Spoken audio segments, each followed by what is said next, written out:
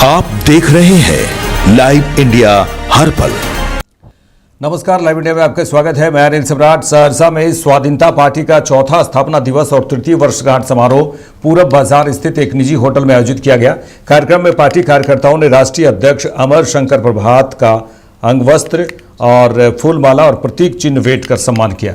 इस अवसर पर राष्ट्रीय अध्यक्ष अमर शंकर प्रभात ने कहा कि बनिया और हलवाई समाज राजनीतिक रूप से उपेक्षित हैं और उन्हें उनकी आबादी के अनुरूप राजनीतिक हिस्सेदारी नहीं मिल रही है। उन्होंने कहा कि स्वाधीनता पार्टी भागीदारी से हिस्सेदारी की दिशा में काम कर रहा है और पूरे बिहार में संगठन का विस्तार किया जा रहा है। खासकर कोसी, सीमांचल और मिथिलांचल क्षेत्रों में राजनीतिक जागरूकता अभियान चलाया जा रहा है। उन्होंने दावा किया कि राज्य में जो समाज है, हलवाई समाज की आबादी लगभग 4% है, लेकिन राजनीति में उसका प्रतिनिधित्व बेहद कम है।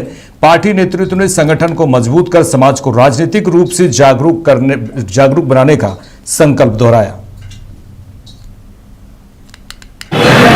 हमारी पार्टी स्वाधीनता पार्टी का ये चौथा स्थापना दिवस है, तृतीय वर्षगांठ है। इसके साथ ये मैसेज है कि हम बनिया कम्युनिटी जो है सो राजनीतिक रूप से उपेक्षित है। बनिया का राजनीति में केवल इस्तेमाल होता है।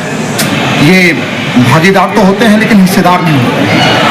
तो भागीदारी से हिस्सेदारी की ओर हमारा ये कदम है और उसी को लेकर के ये हमारा आज मीटिंग है। और क्या मैसेज देना चाह रहे हैं, किस तरह से पार्टी को मजबूत करेंगे, सरजमी पे क्या करेंगे? अभी तो हमारी पार्टी रजिस्टर्ड हुई है और हम लोग जो है सो अभी पूरे बिहार में काम कर रहे हैं और खास करके कोसी, सीमांचल और मिथिलांचल इन क्षेत्रों को चुन के हम लोग काम कर रहे हैं। क्योंकि हमारे पास जितने संसाधन हैं, जितने लोग हैं और जितना अनुभव है, उस हिसाब से हम लोगों को लगा कि जितना तो मगध को है, पाटलिपुत्र को है, लेकिन सीधा हर क्षेत्र में हर मोर्चे पे लड़ाई हमसे संभव नहीं है।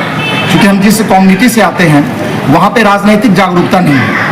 हम लोग छठी में, श्राद्ध में, विवाह में, जनेऊ में, भंडारे में पहुँचते हैं, लेकिन राजनीति में नहीं पहुँचते हैं। हम राजनीति की चर्चा करते हैं लेकिन दूसरों के लिए करते हैं, अपने लिए नहीं करते हैं। तो इसको पहले एक क्षेत्र से, शरीर के एक हिस्से से सुगबुगाहट इसमें की जाए और जब ये सुगबुगाहट, ये सेंसेशन जब आगे बढ़ेगा तो हम लोग उसी सेंसेशन पे सवार होकर धीरे धीरे आगे बढ़ेंगे। हमने एक सीट पे चुनाव लड़ा और आपने हमारी शक्ति देखी।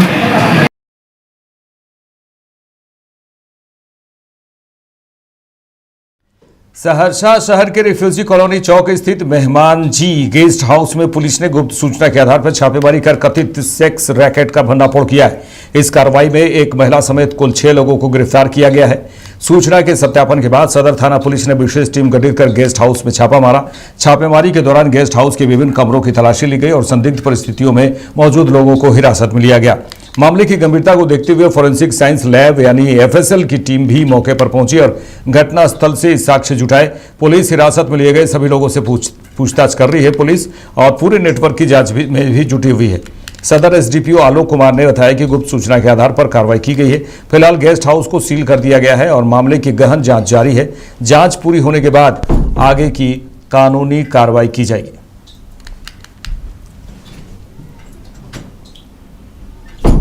स्थापना दिवस है, तृतीय वर्षगांठ है।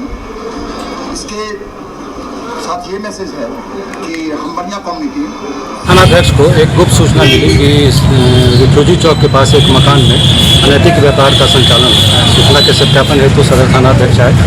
हमारी एफएसएल टीम भी घटनास्थल पर साक्ष्य संकलन हेतु आई। तो यहाँ कुछ संदेहास्पद चीज़ें मिली हैं जिनसे पता चला कि यहाँ पे अनैतिक व्यापार होता है। इस मकान को हम लोगों ने विधिवत सील कर दिया है और अभी एफआईआर दर्ज कर अग्रतर कार्रवाई की है। गिरफ्तारी भी की। अभी हम लोग एक महिला सहित 6 लोगों को डिटेन किए हैं, पूछताछ कर अग्रतर कार्रवाई। थानाध्यक्ष को एक गुप्त सूचना।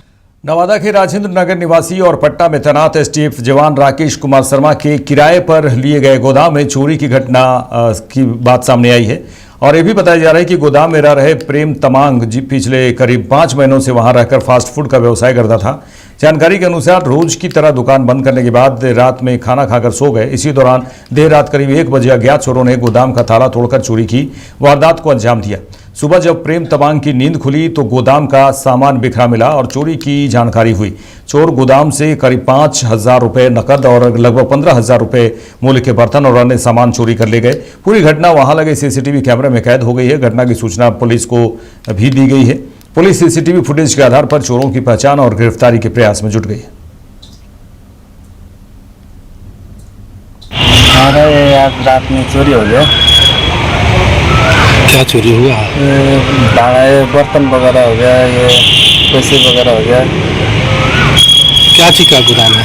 ये हम इधर ये फास्टफूड का दुकान लगाते जो ये थाना रोड में, तो रात के समय हम लोग सामान बंद करके नहीं दुकान बंद करके गया था तो घर में जैसे गोदाम में सामान रखा था सर, दो लड़के उठाए और सामान।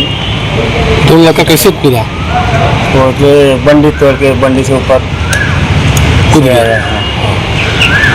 और कैसे पता चला? तो सीसी कैमरा फुटेज में देखे कि वो जो सीसी कैमरा सुबह उठ के सीसी कैमरा देखे वो तार निकाल दिया था और उसके बाद निकालने के बाद वो सामान लेके गया है दो लड़का। कहाँ पर का मामला है ये भगत सिंह चौक से अंदर ये राजेंद्र नगर। किनका मकान है वो?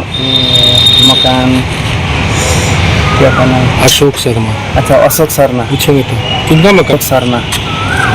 फिर हम लोग कितना 5 महीने से रह रहे थे वहाँ पे, वो आज रात में हो गया था। थाना वगैरह दिए? हाँ आज दिया है अभी। क्या सोचन मिला? तो बता रहे हैं अब हम देखें। क्या नाम है आपका? मेरा नाम प्रेम तमांग। चलिए ठीक।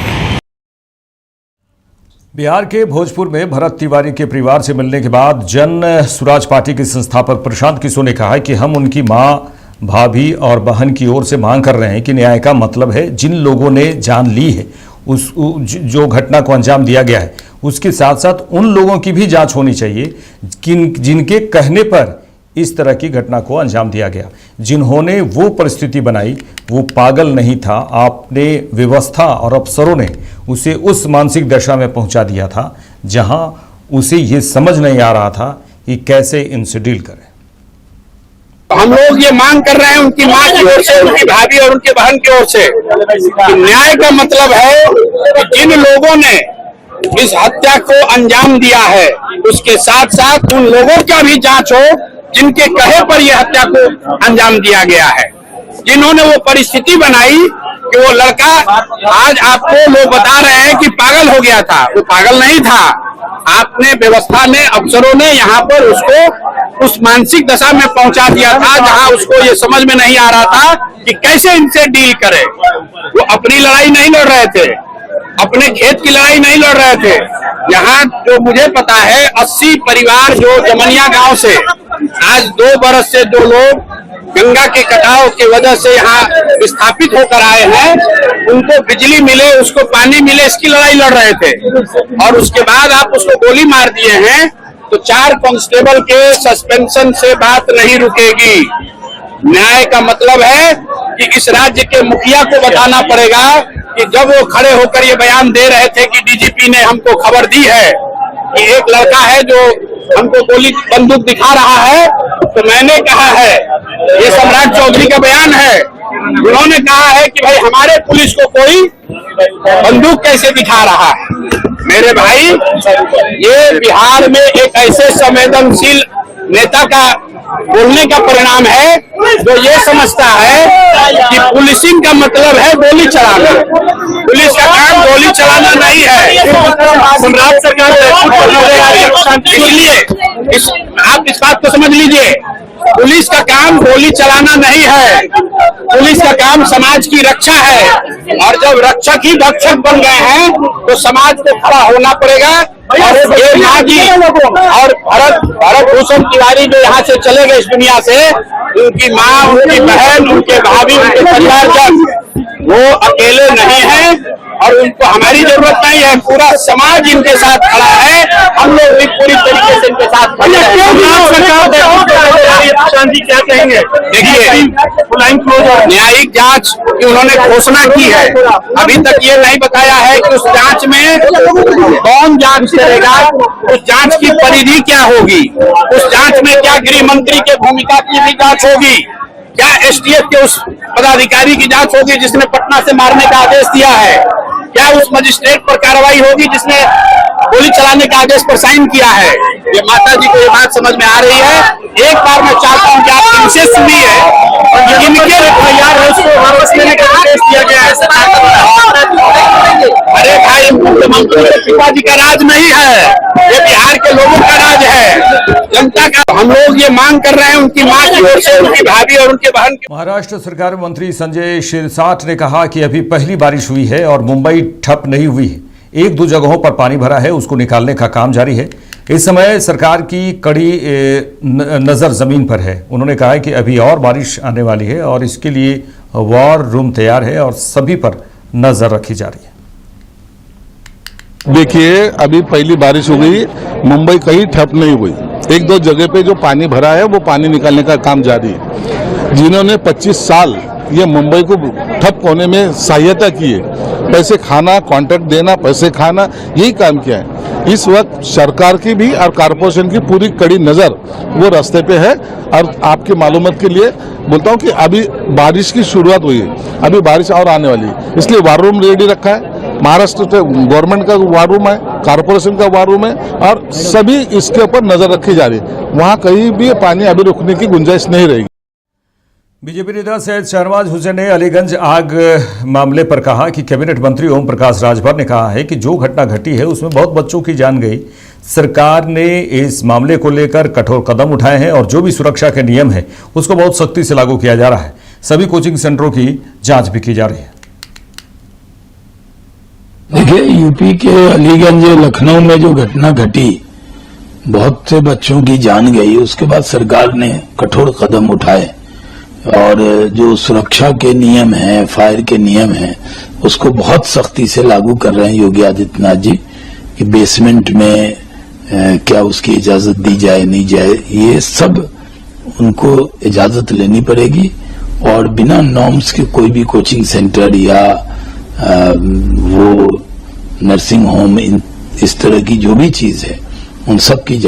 पंजाब चुनाव पर बीजेपी नेता अनुराग ठाकुर ने कहा है कि पंजाब बीजेपी की ओर देख रहा है। पंजाब नशे से, अराजकता से, गैंगस्टर से मुक्ति चाहता है और विकास की राह पर चलना चाहता है। विकल्प केवल एक ही है। उन्होंने कहा कि विकल्प सिर्फ एक है, बीजेपी, जो पंजाब के हित में हर निर्णय करती है।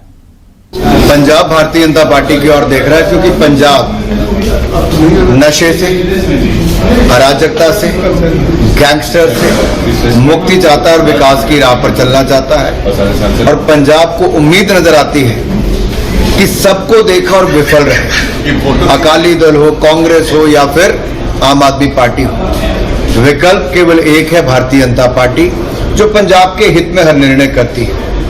अगर करतारपुर कॉरिडोर से लेके हेमकुंड साहब तक रोपवे की बात करेंगे, साहबजादों की शहादत को पूरे देश भर में वीर बाल दिवस के रूप में मनाने की बात करें, पंजाब के development project, road, rail, health, education, सबको देखें तो भारतीय जनता पार्टी नरेंद्र मोदी जी की देन है। और पंजाब को लगता है क्यों ना डबल इंजन की सरकार बनाई जाए। और अगर हम देश को नक्सलवाद मुक्त कर सकते हैं तो पंजाब को भी गैंगस्टर मुक्त कर सकते हैं, पंजाब को भी नशा मुक्त कर सकते हैं और पंजाब को खुशहाली की ओर ले जा सकते हैं। इसलिए पंजाब भारतीय जनता पार्टी की ओर देख रहा है और भारतीय जनता पार्टी पूरी तरह से तैयार है पंजाब में उनका हक दिलाने के लिए। झूठे वायदे करके जो आए थे उनका बाहर जाने का रास्ता आ गया है, क्योंकि किसी ने बेअदबी की है तो किसी ने वायदे करने से मुकरने का काम किया है। पंजाब के मुख्यमंत्री द्वारा सिख गुरु की वीडियो का अपमान करने वाले कथित वीडियो पर बीजेपी के नेशनल जनरल सेक्रेटरी तरुण चुग ने कहा है कि जब श्री अकाल तख्त साहिब ने उन्हें अपमानजनक वीडियो के बारे में बुलाया था तो उन्होंने इससे इनकार किया था और कहा था कि यह वीडियो नकली है जिसे AI ने बनाया है। भगवंत मान सत्ता के नशे में है। उन्होंने अकाल तख्त साहिब को चुनौती दी और झूठी रिपोर्ट लेकर आए हैं। उन्हें पंजाब का CM बने रहने का कोई नैतिक अधिकार नहीं है। शुरू से ही भगवंत मान लगातार पाप पर पाप कर रहे हैं और पाप छुपाने के लिए महापाप कर रहे हैं। जब श्री अकाल तख्त साहब ने उनको बुलाया था और उनके सामने वो अभद्रता वाली, अश्लीलता वाली, अनैतिक कृत्य करने वाली, बेदबी करने वाली वीडियो रखी थी तो उन्होंने उसको डिनायल करते हुए कहा था कि ये वीडियो गलत है, AI से निर्मित है, टेम्पर्ड है, इसकी जांच होनी चाहिए। और उन्हीं की भगवंत मान की रिक्वेस्ट पर ही श्री अकाल तखत साहब ने 2 इंडिपेंडेंट एजेंसियों से उसकी जांच कराई और जांच में यह स्पष्ट हो गया कि वीडियो ना तो टेम्पर्ड है ना AI से निर्मित है। और उसी के आधार पर श्री अकाल तखत साहब ने भगवंत मान को गुरु दोखी पंथ विरोधी करार दिया। पर भगवंत मान सत्ता के नशे में चूर, सत्ता की मदता में चूर श्री अकाल तखत साहब को चैलेंज कर रहे, चुनौती दे रहे हैं। और एक झूठी फर्जी रिपोर्ट लेकर आ गए जिसमें पैसे के बल पर वो रिपोर्ट बनवाई गई कि इस वीडियो में भगवंत मान है ही नहीं। अब उस फोरेंसिक लैब के उसी डॉक्टर ने स्पष्ट रूप से वीडियो के सामने आके कहा कि पैसे के बल पर पुलिस के कुछ अधिकारी उन्हें से दबाव के कारण उनसे ये रिपोर्ट बनवाई है। ये पाप पर पाप और पाप पर महापाप, अकाल तखत को चुनौती देने का पाप लगातार भगवंत मान कर रहे हैं। मेरी सभी पंजाब के निवासियों से निवेदन है कि भगवंत मान को श्री अकाल तखत साहब ने गुरुदो की पंथ विरोधी घोषित किया, उसके सामाजिक बहिष्कार की बात की है। ना कोई विधायक, ना कोई सांसद, ना कोई अधिकारी आज उनको मिलने को तैयार नहीं है। ऐसे समय में उन्हें कोई नैतिक अधिकार नहीं है कि वो पंजाब के मुख्यमंत्री के पद पर रहें। उन्हें पूरे विश्व के नानक नाम लेवा संगत का दिल दुखाया है, सिख मर्यादाओं को तार तार किया है, गुरुओं का अपमान किया है। उन्हें कोई अधिकार नहीं कि वो कुर्सी पर बैठे रहे।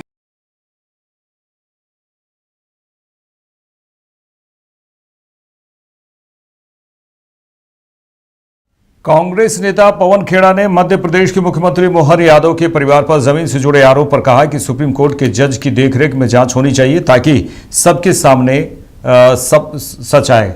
सपा प्रमुख अखिलेश यादव के बयान पर उन्होंने कहा कि हो सकता है कि वे सही कह रहे हों, लेकिन साजिश तभी हो रही है जब कुछ है, बिना आग के धुआं नहीं निकलता। यहां तो आग भी बढ़ी है। एक सुप्रीम कोर्ट के सिटिंग जज की देखरेख में टाइम बाउंड ये एक इंक्वायरी होनी चाहिए ताकि सबके सामने सच तो खैर सबको पता ही है, लेकिन और जो भी सच है सब कुछ सामने आए, कौन कौन इसमें शामिल है, किसकी वजह से ये षड्यंत्र हुआ। मुख्यमंत्री की तरफ से अभी तक जो बयान आ रहा है या उनके करीबी लोगों की तरफ से आ रहा है, उनकी पार्टी की तरफ से आ रहा है, उस पर आप लोग हमने सुना नहीं। वो पार्टी तो कह रही जाति की कोई बात नहीं साहब, आप मुख्यमंत्री हो। मुख्यमंत्री, प्रधानमंत्री, मंत्री, इनको जाति से नहीं देखा जाता, इनको अपने कर्मों से देखा जाता है। और कर्म अगर आपके ऐसे हैं तो सवाल उठेंगे। अखिलेश यादव जो आप इंडिया ब्लॉक के सदस्य हैं समाजवादी पार्टी, वो ये कह रही है कि षड्यंत्र हो रहा है मुख्यमंत्री के खिलाफ। वो हो सकता है वो सही कह रहे हो, लेकिन षड्यंत्र तभी हो रहा है ना जब कुछ है। बिना आग के धुआं तो नहीं निकलता। ये तो धुआं इतना भारी है तो आग भी बहुत बड़ी है। आपने एक और बात कही, आपने ये कहा कि चंदा वहाँ भी चोरी हो रहा है अयोध्या में, राम मंदिर की बात करी। SIT ने शुरुआती जांच में जो चीजें कही हैं उस पर कोई, अब SIT कैसे गठित हुई, उन्होंने अपनी रिपोर्ट किसको दी, ये सब छोड़िए। बड़ी मछलियां और मगरमच्छ वो बच के निकल जाएंगे। आज आप ये लिख कर ले लीजिए। लोगों की ये एक मंदिर है जो RSS की देखरेख में चल रहा है, एक मंदिर पूरे देश में। ये हालत देख लीजिए उस मंदिर की। ये है RSS मॉडल। ये है कारण क्यों RSS अपने आप को रजिस्टर नहीं करवाता है। ये कारण अगर आपको ढूंढना है तो अयोध्या चले जाइए, मिल जाएगा। दिल्ली में केंद्रीय मंत्री मनोहर लाल खट्टर ने अपने आने वाले सेंट्रल विस्टा मेट्रो कॉरिडोर के हिस्से के तौर पर सेंट्रल सेक्रेटेरिएट मेट्रो स्टेशन के निर्माण कार्य का निरीक्षण किया है। केंद्रीय मंत्री मनोहर लाल खट्टर ने कहा कि यह एक ऐतिहासिक क्षण है और यह दिल्ली के कई हिस्सों को जोड़ेगा। यह करीब 9 किलोमीटर की लाइन है, इससे लाखों यात्रियों को फायदा होने वाला है। एक मूवमेंट है जब हम देश की राजधानी जहां से पूरी सरकार चलनी है, सेंट्रल विस्टा, और यहाँ के कर्मचारी और यहाँ के जितने भी कार्यालयों में काम करने वाले सब लोग, उनको एक ऐसी सुविधा प्रदान करने के लिए आज श्री गणेश हुआ है। उसका एक भूमि पूजन अथवा क्या कहेंगे, ground breaking ground breaking ceremony आज ये की गई है और ये जब कंप्लीट हो जाएगी उसके बाद दिल्ली के बहुत से छोर आपस में जहाँ जहाँ ट्रेन लाइन मेट्रो लाइन चलती हैं उनको ये जोड़ेगी। अब ये जो लाइन है ये आरकेपुरम से लेकर और आरकेपुरम से लेकर के आरके आश्रम से लेकर के और इंद्रप्रस्थ तक, जिसके अंदर बीच में शिवाजी पार्क स्टेडियम जो है उसका स्टेशन आएगा, युगेन आएगा, फिर सेंट्रल सेक्रेटरीट जहाँ हम खड़े हैं ये आने वाला है, इसके आगे इंडिया गेट है, सीसीएस बिल्डिंग्स हैं, देन सुप्रीम कोर्ट है और ये 9 स्टेशन, इसके अंदर लगभग 9 किलोमीटर की लाइन जिसका आज ग्राउंड ब्रेकिंग सेरेमनी हुआ है। इससे जैसे ही बनेगा फिर run through trains right from Janakpuri west से लेकर के और आगे इंद्रलोक तक ये पूरा लूप बनेगा और इसके अंदर लाखों जो हमारे इस लाइन पर जुड़े हुए जो पैसेंजर्स हैं उनको लाभ होने वाला है। आज मैं पूरे डिपार्टमेंट को और यहाँ करने वाले जितने इंजीनियर्स हैं अथवा कंपनीज हैं उन सबको अपनी ओर से बहुत बहुत बधाई बहुत शुभकामना देता हूँ। पश्चिम बंगाल की मंत्री अग्निमित्रा पॉल ने पश्चिम बंगाल के विपक्ष के नेता रीता ब्रता बनर्जी के मुख्य चुनाव अधिकारी से मिलने पर कहा है कि हम सच में कंफ्यूज हैं कि असली टीएमसी, उन्होंने कहा कि असली टीएमसी क्या है। See, I don't think this is quite important, because yesterday we saw when Honorable Chief Minister was giving his budgetary speech, at the end of the speech, Mr. Ritubroto, LOP, he left with his people. And there were other TMC members who were sitting there. So we are really confused that which is the original TMC. Some people are protesting, some people are supporting us. But ultimately at the end of the day, this party is non-existence, I feel. After so many years, it is quite a case study that not even a month have passed, probably more than a month, within a month. This party who had so much of arrogance, so much of pride that they have done so much of work for the people of Bengal is completely finished, vanished. So I don't think there is much importance to comment, whom Mr. Ritubroto met or what is their issue. We have a lot of work to do for the people of Bengal. मेरे साथ इस bulletin में इतना ही। देश दुनिया के तमाम खबरों के लिए देखते रहिए लाइव इंडिया। नमस्कार।